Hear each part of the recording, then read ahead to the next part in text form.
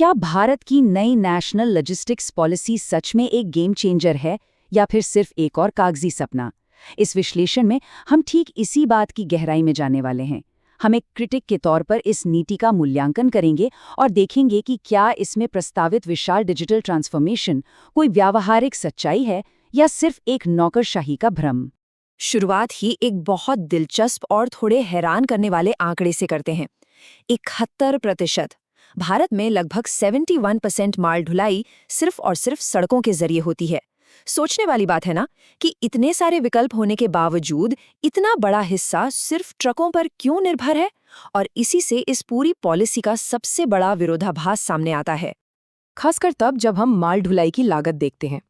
वायु मार्ग से 1 मीट्रिक टन माल 1 किलोमीटर ले जाने में 18 रुपए लगते हैं, सड़क मार्ग से 3.6 रुपए और रेल से सिर्फ 1.6 रुपए।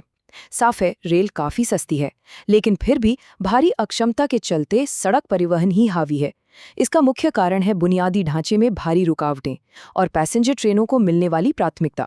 यही वजह है कि सस्ता होने के बावजूद रेल नेटवर्क पीछे छूट जाता है। तो चलिए सबसे पहले भाग 1 पर नजर डालते हैं, भारत का लॉजिस्टिक्स दुष्स्वप्न, और समझते हैं कि ये सिस्टम फेल क्यों हो रहा है। जरा सोचिए, एक प्रोडक्ट को बनाने में शायद उतना समय नहीं लगता जितना उसे मंजूरी दिलाने में लग जाता है। किसी भी सामान को अंतर्देशीय जलमार्ग या मल्टी मॉडल ट्रांजिट से गुजरने से पहले ही एक विशाल नौकरशाही का सामना करना पड़ता है। मतलब 20 अलग अलग सरकारी एजेंसियां और करीब 500 सर्टिफिकेशंस। इतनी भारी लाल फीताशाही किसी भी सप्लाई चेन की कमर तोड़ने के लिए काफी है। और इसका सीधा असर हमारे सबसे पसंदीदा सड़क नेटवर्क पर पड़ता है। ग्लोबल एवरेज देखें तो ट्रक दिन भर में 500 से 800 किलोमीटर चलते हैं, लेकिन भारत में सिर्फ 300 किलोमीटर।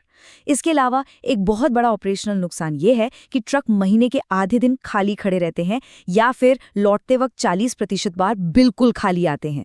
ऊपर से 15 से 20% कमाई तो एजेंटों और बिचौलियों की जेब में ही चली जाती है। इस भयंकर अव्यवस्था को सुलझाने के लिए सरकार एक बहुत बड़ा बदलाव लाना चाहती है। भाग 2, पॉइंट टू पॉइंट बनाम हब एंड स्पोक मॉडल। इन दोनों मॉडल्स की कार्यकुशलता में जमीन आसमान का फर्क है। मान लीजिए, पॉइंट टू पॉइंट मॉडल में 10 ट्रक 5 शहरों को जोड़ रहे हैं। अगर एक ट्रक पुणे से चेन्नई जाता है तो बहुत संभावना है कि वो खाली लौटेगा। लेकिन अब हब एंड स्पोक मॉडल को देखिए। बैंगलोर जैसे एक सेंट्रल हब का इस्तेमाल करके उन्हीं 5 शहरों तक माल पहुंचाने के लिए हमें 10 नहीं बल्कि सिर्फ 4 ट्रकों की जरूरत पड़ेगी। 30 टन के ये बड़े ट्रक हमेशा पूरी तरह से भरे होते हैं, जिससे काम बहुत ऑप्टिमाइज हो जाता है। लेकिन इस शानदार फिजिकल मॉडल को जमीन पर उतारने के लिए हमें चाहिए भाग 3, एक एकीकृत डिजिटल प्लेटफॉर्म। क्योंकि सिर्फ ट्रकों की संख्या कम कर देना काफी नहीं है, इस मॉडल को चलाने के लिए बेहतरीन डिजिटल कोऑर्डिनेशन चाहिए। यही एंट्री होती है ULIP यानी यूनिफाइड लॉजिस्टिक्स इंटरफेस प्लेटफॉर्म की। आसान भाषा में कहें तो ये माल ढुलाई का ओला या मेक माई ट्रिप है। ट्रैकिंग, इमरजेंसी सपोर्ट और वो सारे बिखरे हुए सरकारी सर्टिफिकेशंस, सब कुछ एक ही सीमलेस ऐप में आ जाएगा। थियोरी में ये बहुत ही शानदार लगता है। मान लीजिए हमें कोई सामान भेजना है, हम रूट डालेंगे और सिस्टम का एल्गोरिथम सबसे सस्ता और सही रास्ता चुन लेगा। जैसे पहले 400 किलोमीटर के लिए स्लरी पाइपलाइन, फिर 800 किलोमीटर के लिए अपने आप रेल बुकिंग हो जाएगी और आगे के लिए कोस्टल शिपिंग। और तो और सिस्टम खुद ब खुद सही कोल्ड स्टोरेज वाला गोदाम भी बुक कर देगा, एकदम ऑटोमेटेड। अब आते हैं इस विश्लेषण के सबसे क्रिटिकल रियलिटी चेक पर। भाग 4, असंगठित क्षेत्र को बदलना। यहीं पर हकीकत से हमारा सामना होता है। Amazon जैसी बड़ी कॉरपोरेट कंपनियां पहले ही ऐसे एडवांस डिजिटल सिस्टम इस्तेमाल कर रही हैं, लेकिन वो इस पूरे बाजार का सिर्फ 15% हिस्सा है। असली चुनौती वो 85% है, जो पूरी तरह से असंगठित यानी अनऑर्गेनाइज्ड है। इस विशाल असंगठित क्षेत्र को डिजिटल बनाना ही सबसे बड़ी पहेली है। जरा इस नंबर पे गौर कीजिए, 6 लाख। ये भारत के उन गांवों की संख्या है जहां आज हमारे लाखों ट्रक ड्राइवर रहते हैं।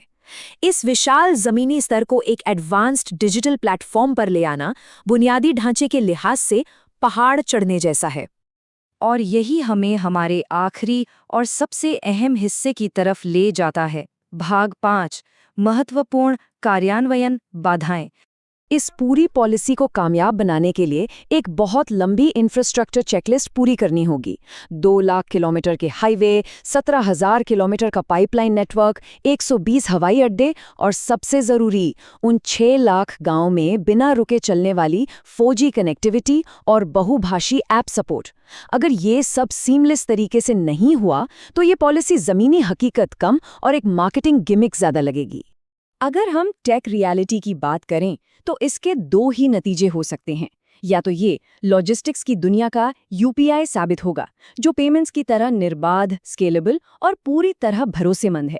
या फिर अगर ज़मीनी तैयारी नहीं हुई तो ये एक IRCTC स्तर की आपदा बन सकता है, जहां सर्वर क्रैश होंगे, सामान का मिलान नहीं होगा और भयंकर देरी का सामना करना पड़ेगा। इसके अलावा एक और बड़ा रिस्क है। पूरे देश में 35 मल्टी मॉडल लॉजिस्टिक्स पार्क्स बनाने हैं, जिसके लिए केंद्र और अलग-अलग राज्य सरकारों के बीच गजब का तालमेल चाहिए। लेकिन जैसा कि इस कोट में कहा गया है, अक्सर राजनीतिक टकराव विकास के आड़े आ जाता है, जिसके कारण देरी और भारी नुकसान झेलना पड़ता है। तो आखिरकार ये बड़ा सवाल हमारे सामने खड़ा है। क्या असंगठित क्षेत्र की इन बुनियादी चुनौतियों को सच में एक यूनिफाइड डिजिटल प्लेटफॉर्म द्वारा सुलझाया जा सकता है? क्या ये महत्वाकांक्षी योजना लॉजिस्टिक्स का क्रांतिकारी यूपीआई बनेगी, या फिर ज़मीनी तैयारी की कमी के कारण ठीक से लॉन्च होने से पहले ही ध्वस्त हो जाएगी? ये वाकई में गहराई से सोचने वाली बात है।